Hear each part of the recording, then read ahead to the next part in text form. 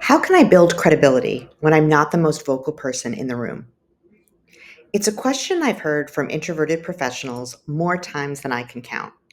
And it's one I used to ask myself too.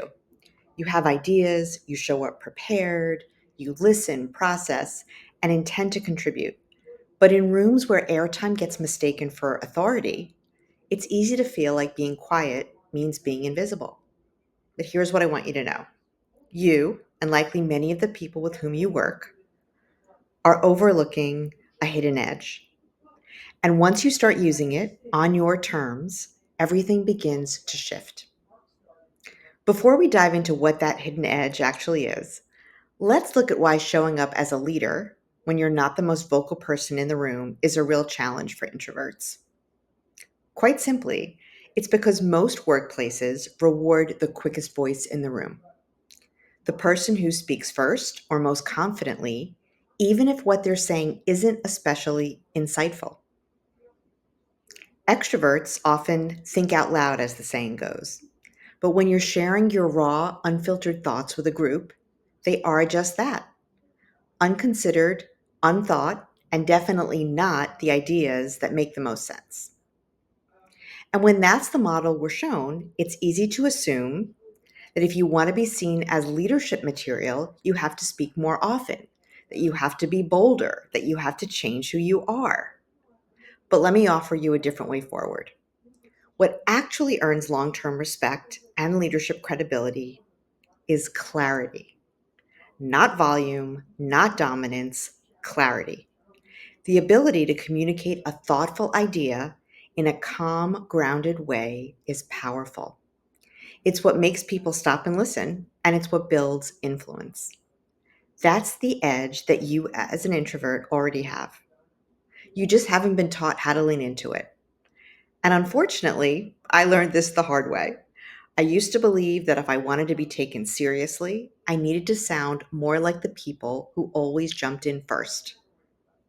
But when I started speaking more like me, slowly, intentionally, and with focus, things changed.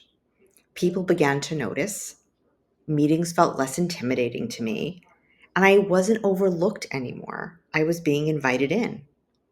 Not because I raised my voice, because I raised my presence. If you're wondering how to begin, start with the way you speak up. It doesn't have to be big, it just has to be intentional. Here's one of the phrases I coach introverts to use all the time. It goes like this: before we move on, I want to highlight something important from earlier. This is a calm, clear way to step back into the conversation, reclaim your point, and show leadership without interrupting or forcing anything. It works, and it sounds like you. That's just one of the phrases in a free resource I put together for you called Say It So They Listen: 10 phrases that help introverts speak with strength and show up as leaders.